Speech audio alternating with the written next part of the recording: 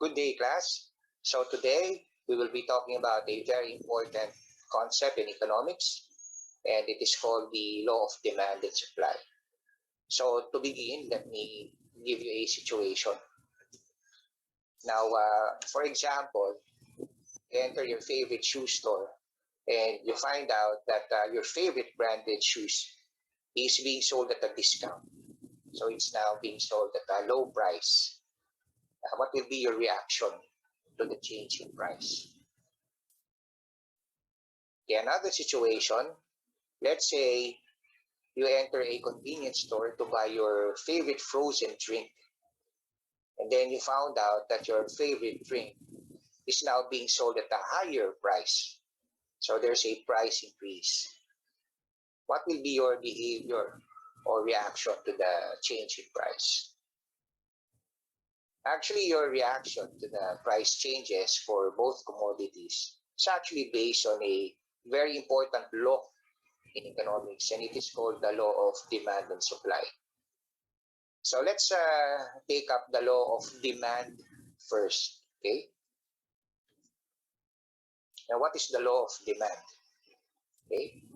The law of demand states that as the price of a good or service increases, the quantity demanded will decrease. So when the price of the good goes up, demand for the good goes down. Okay. Now this can also apply vice versa. So when the price of the good or the service decreases, quantity demanded for that good or service will also, will increase. Okay.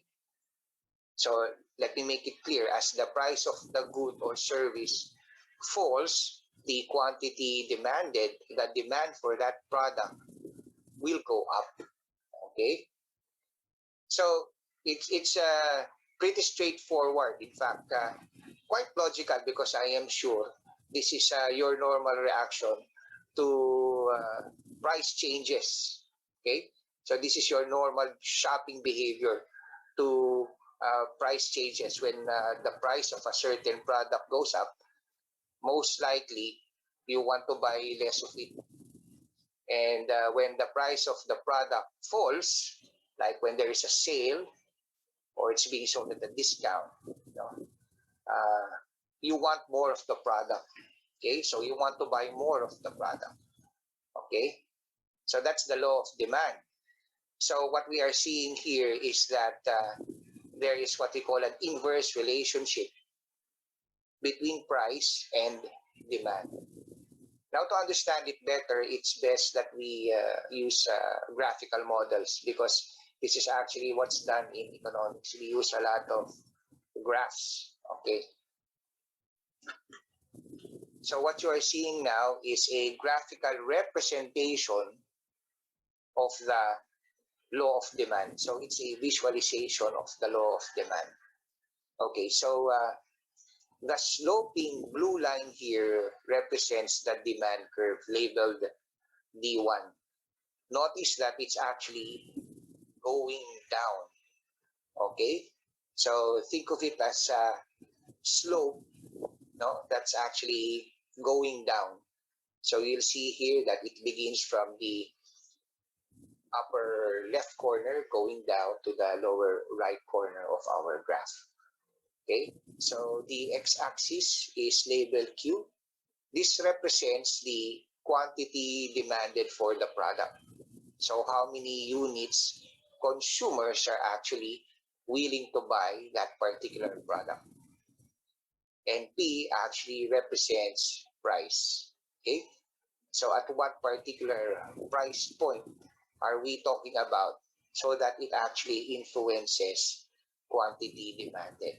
Okay, so in our graph here, price is, we use the variable P1 to represent price, and we use the variable QD to represent quantity demanded.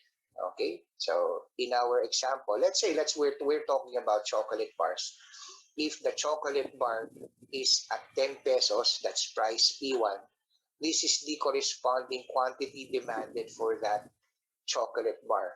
So consumers are willing to buy 120 units of that chocolate bar at 10 pesos. Okay? In fact, the line, no, the curve rather, no, represents different quantity demanded at different price points. Okay? This is what the line or the demand curve actually represents. Let's put some motion on the graph so that we can understand it better.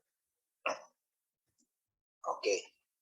So what we are seeing here is that price actually changed. No, it actually increased from 10 pesos. It became 20 pesos. So we have P1 and then P2. So this represents an increase in price. From P1, it is now P2.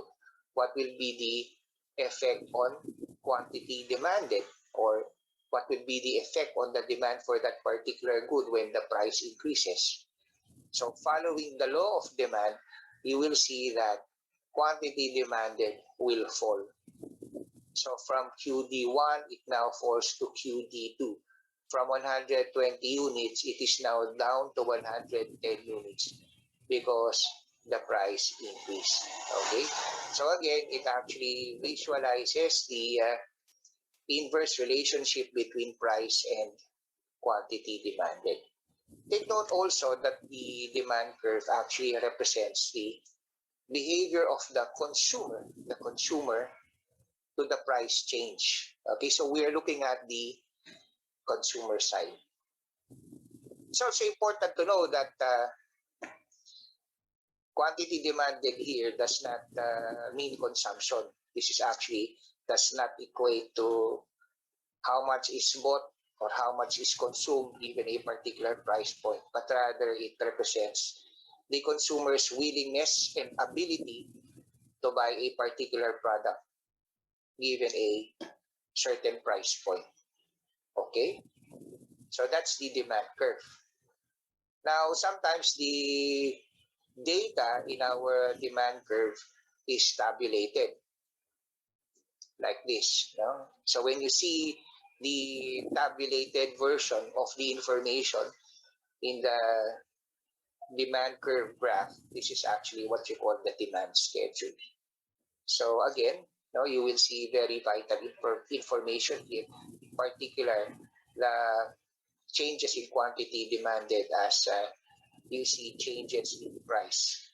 Okay, so the left column here represents price, and you see the price change from 10 pesos, it increased to 20 pesos, and then it increased to 30 pesos. And then the corresponding quantity demanded for every change in price. So at 10 pesos, the quantity demand is 120 units. At 20 pesos, the quantity demanded is 110 units. So it goes down, di ba? From 120, it is now 110. Okay? And then, at 30 pesos, it goes down further. See? 100 units. So quantity demanded is now 100 units. So again, it represents the demand curve graph. Okay, so it's just the same. It's just tabulated. So again, what's important here is that the law states that whenever price goes up, quantity demanded will fall. Okay, and vice versa. When price goes down, quantity demanded will go up. Okay, so there are more people who are willing to buy that product because of the low price. Okay, so I hope that's clear.